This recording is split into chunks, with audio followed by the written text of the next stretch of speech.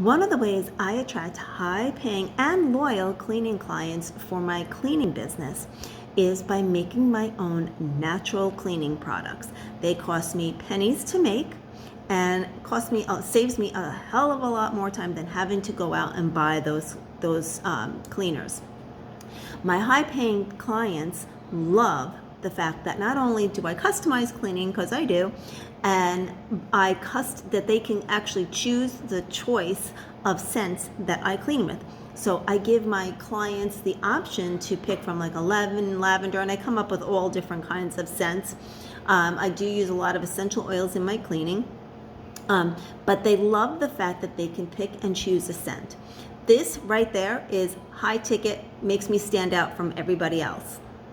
And they also love the fact that the products they make are natural. They're safer for them, their family, their pets, and they're safer for me to be breathing in.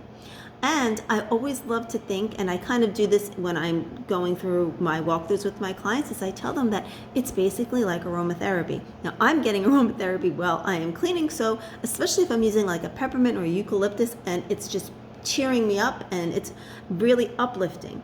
But just by making my own cleaning products makes me stand out from everybody else. So follow for more.